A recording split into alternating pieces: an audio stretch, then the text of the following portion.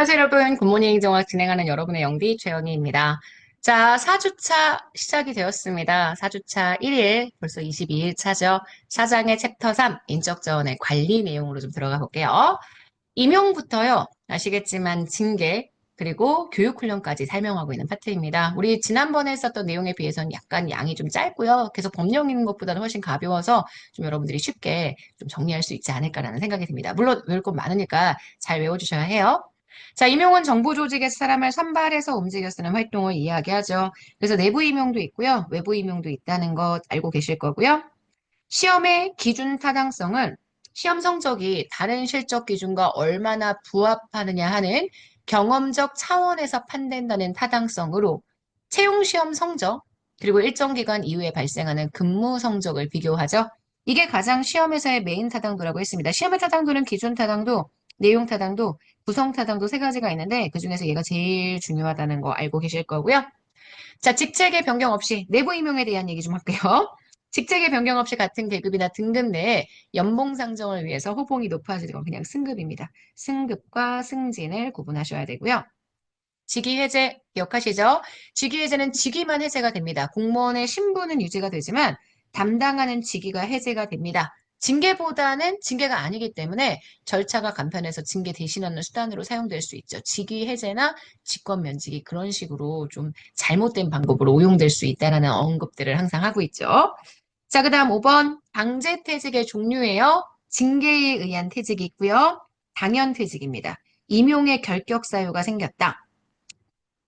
그러면 그럴 때 당연퇴직이 되고요. 임용권자가 직권으로 면직을 시킬 수도 있습니다. 그리고 사직을 권고하는 경우도 있어요. 사실 이 세 가지가 메인이어서요. 세 가지 중심으로 내용들을 봐주시면 될 것 같습니다. 그 다음 6번 국가공무원법상의 법적 징계에는 경징계부터 중징계까지 견책, 감봉, 여기까지는 밖으로 티가 안 난다 그랬고요. 정직, 강등, 해임, 파면 여기는 밖으로 티가 확실하게 난다고 얘기를 했었습니다. 그래서 6번 이렇게 정리가 되고요. 7번 승진, 탈락, 근무 성적 평정의 결과 법적인 구속력이 없는 권고나 요청 요거는 공무원의 권리나 의무를 변동시키지 않는 행동이기 때문에 소청 심사의 대상이 되지 않는다. 자, 그래서 7번 현재 이렇게 볼 수 있고요. 이 소청심사와 함께 공무원의 권리를 위한 제도가 8번에 나와 있는 바로 고충심사죠. 공무원은 누구나 인사조직, 처우 등 각종 직무 조건들과 그 밖의 신상 문제에 대해서 인사상담이나 고충심사위원회를 통해서요. 고충처리위원회를 통해서 고충심사 청구할 수 있습니다. 그래서 여기까지 우리가 임용에 관련된 내용들을 쭉 하고요. 그 다음 여기 교육훈련, 실무지도, 실무수습, 임시배정, 15, 직무순환 모두 다 온더잡 트레이닝, 일하면서 훈련하는 방법, 현장 훈련의 사례가 된다라고 얘기할 수 있고요. 그 다음 10번 역량 기반의 교육 훈련은 조직에서 실질적인 성과 창출에 필요한 역량을 파악하고 현재 수준, 요구 수준 간의 격차를 확인한 후에 이를 해소하기 위한 교육 체계로 현재의 문제를 해결하기보다는 앞으로 발생하게 되는 상황에 대비할 수 있는 역량을 키워내기 위한 방법이다. 이렇게 얘기할 수 있겠죠. 자, 그래서 10번 현재 내용까지 정리를 했습니다. 아주 짧게 정리했어요. 뒤에 문제 좀 풀어보도록 하겠습니다. 자, 1번입니다. 채용 시험의 타당성에 대한 설명으로 올바르게 짝지어진 것. 시험 실적과 업무 성적 간의 관계. 요거는 우리가 얘기하는 기준 타당도고요. 직무 수행에 필요한 능력 요소가 얼마나 시험 문제에 들어가 있느냐. 요건 내용 타당도. 이론적으로 추정한 능력 요소를 시험 문제가 얼마나 잘 구성하고 있느냐, 시험 문제에 해당하는 개념들이 조작적 정의가 잘 되어 있는지, 요게 기준 타당, 죄송해요. 요게 우리가 얘기하는 구성 타당도입니다. 그래서 지금 보시는 기억, 요게 C와 연결이 되고요. 그죠? 니은이 A와 연결이 됩니다. 디귿이 B와 연결이 되어서 문제의 정답은 2번이 됩니다. 자, 2번입니다. 우리나라 내부 임용 제도에 대한 설명으로 옳지 않은 것. 승급은 같은 계급이나 등급의 변화가 없습니다. 호봉이 그냥 높아지는 거 얘기하고요. 전보는 동일한 직급 내에서 보직이 변경됩니다. 보통 동일한 직급이나 직렬 내에서 변경되는 거기 때문에 우리가 이야기하는 전보보다 조금 더 큰 게 전직, 전직보다 더 큰 게 전입이라고 얘기했잖아요. 그거보다는 훨씬 작은 거여서 전보, 전직, 그 다음 전입, 전출 이렇게 들어간다는 거 기억해 주시고요. 3번입니다. 파면은 연금법상의 불이익은 없습니다. 하지만 3년 동안 공무원의 피임용권을 박탈한다? 이거는 파면이 아니라 해임에 대한 얘기예요. 파면은 연금의 불이익도 있고요. 5년 동안 공무원의 피임용권을 박탈하죠. 직권 면직은 여러 가지 사유가 있습니다. 폐직이나 과원 발생 역시 사유가 될 수 있죠. 임용권자가 직권에 의해서 공무원의 신분을 박탈하는 강제 퇴직의 방식이 됩니다. 문제의 정답이 되는 틀린 선지는 3번이 되겠네요. 자, 3번입니다. 공무원 징계에 대한 설명으로 옳은 것. 감봉은 1개월 이상 3개월 이하의 기간이고 강봉 금액은 3분의 1을 감합니다. 맞죠?